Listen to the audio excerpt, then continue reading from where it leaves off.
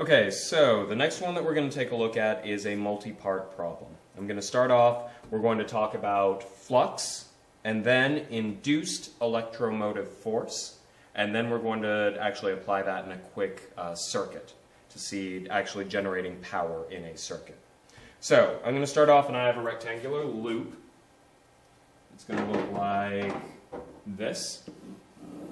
I'm going to have this dimension is 5 centimeters. This dimension is 10 centimeters. And I've got a uniform magnetic field .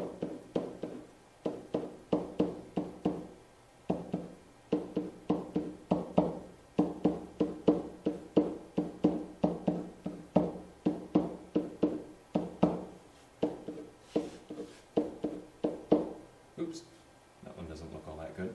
I have a uniform magnetic field both surrounding and cutting through the middle of this loop. Actually, I think I've got, the loop is over here on the very edge of our magnetic field. So our magnetic field is going to drop off right off the side of that. But for now, we've got a uniform magnetic field there. Now our uniform magnetic field has a value of 0.5 Tesla, half a Tesla. So that's pretty strong. You would have some decent quality neodymium magnets that would generate that, so kind of hard to pull off of things. Pretty strong magnetic field there. And it's pointed downward, or I shouldn't say downward, I'm reading off of the paper, so that would be downward. But in this case, it's directed into the board. You could imagine that each of these has that circle notation with it, but again, that'd take even longer for me to draw all the circles. I think we have an idea of what's going on here. I want us to calculate the magnetic flux through this wire in this given setup. Okay? Now, flux, the idea behind flux is it's the amount of these field lines that basically go through a given loop. Let me see.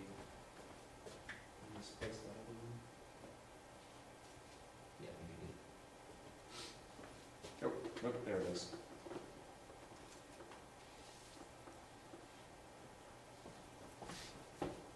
So, one of my favorite things to do with flux is we can imagine that those lines, these lines going through this rectangular wire here, are not dissimilar to the lines from the projector. The lines of the projector are actually the light coming over onto this board here. So I've got a loop, and we can see here that the amount of light that's getting through, the flux, is going to be related to how much light I have actually going through this, so how much light you see there inside this loop. Now, the thing about this is, and we're going to see in the equation in just a moment, that we have an angle involved there, and that angle is related to the perpendicular angle, or perpendicular vector coming off of this field. And so for a piece of paper, it's something that you could imagine would point straight up.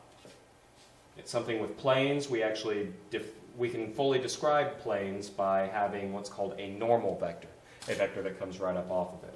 Well, if I take that, and right now it's pointed in the same direction as the light coming in, the flux.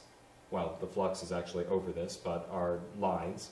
If I change the angle, if I twist this some, now the light's coming in, but my vector, my surface, my area vector is pointed up at kind of a strange angle. They're no longer pointed the same way. They're up away from each other. And I end up with less flux going through there, less light being framed by this.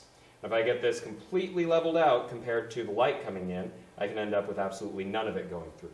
That's with my area vector pointed straight up and then the light coming in at a right angle to it. And I end up with 0. So that's a brief reminder on flux and one way to imagine it. So we're looking at the number of magnetic field lines that are physically going through this loop of wire here. On the upside, we have an equation for that. So we want our flux, which is capital phi. I believe that's a phi. And that is equal to our magnetic field times the area that we want the flux through times cosine of the angle between them. As a side note, because we've talked about a little bit of vector math, this is actually B dot A, where we have a dot product. Dot products simplify down to cosine of the angle. Cross products simplify down to sine of the angle. In fact, in all the different stuff of physics, almost every time you see an equation where you have cosine and sine, it's usually a simplification of either a dot product or a cross product. When we talked about work energy, work was our force times our distance times our cosine of the angle between them. We would actually describe it as a dot product. Okay, enough on the distractions. So now, I can find my flux as my magnetic field, which we said was 0.5 Tesla, times my area. Well, my area, this is a rectangle, so it's going to be the base times the height. So I'm going to have 10 centimeters times 5 centimeters. But remember, we want to use the SI, so I'm going to do 10 centimeters, which is 0.1 meters, times 0.05 meters, which is 5 centimeters.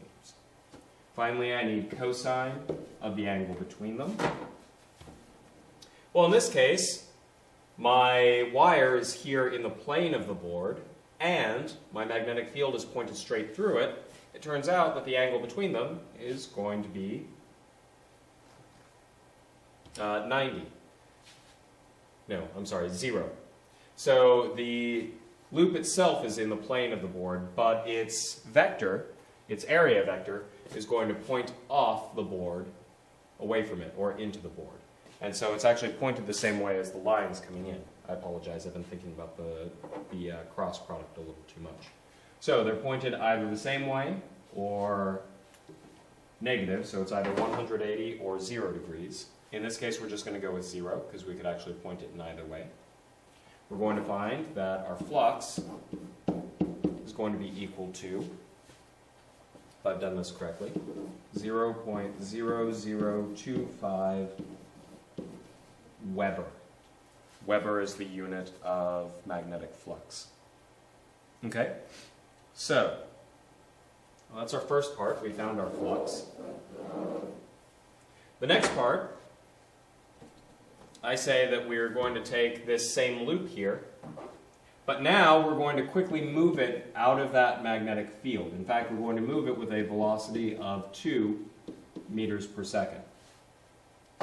So the loop here is going to start moving quickly out of the magnetic field, which means when it comes out over here, we no longer have magnetic field lines going through our area, and we'll actually have a changing magnetic field.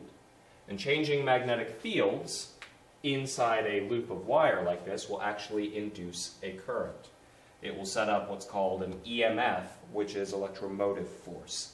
It's kind of like a voltage, but not quite, although for the most part we treat it the same as a voltage. So it's going to set up an electromotive force. Many times it's EMF, sometimes it's done as the, I can't remember if that's a sigma. Yeah, that one should be a sigma. Epsilon is the straight curvy.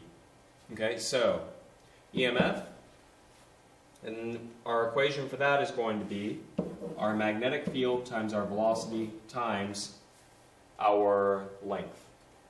Basically what that's setting up is, it's setting up, we've got our length that we've actually got is here. So this isn't changing with respect to the magnetic field. The other guy here, the base, it actually is. It's effectively getting smaller as we move out of that magnetic field. So that's changing. What we're actually doing is we're keeping this dimension, because this one doesn't change as we move out of our magnetic field. And that's going to be the length that shows up in there.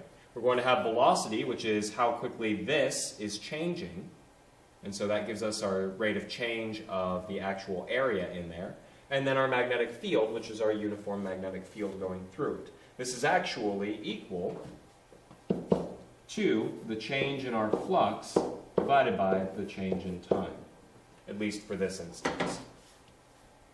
Okay, so plugging these values in, I have my magnetic field, which is 0.5 Tesla, my velocity, which is 2 meters per second, and my length, in this case, which was the height of that rectangle, is going to be 0.05 meters, 5 centimeters. Okay? I'm going to end up with an electromotive force of 0.05 volts. Okay, and then the final thing that I mentioned in this particular problem. So this is the effective voltage that we have set up inside that wire. It's going to make some current move around, and that's actually the current that we've induced by this changing magnetic field. We're going to find that current now by using the additional information that this loop has a total resistance, R, equal to 50 ohm. We found out that our electromotive force was equal to 0.05 volts. Basically, we're going to set this up in Ohm's law. V equals IR. We've got 0.05 volts equals our current times our resistance, which is 50 ohm. Now I solve for my current, and that ends up being 0.001 amp, which is approximately 1 milliamp. Again, not a bad idea to be familiar with milli, micro, and nano. Those are all common ones when we deal with electricity and magnetism. Okay? So, there's our information.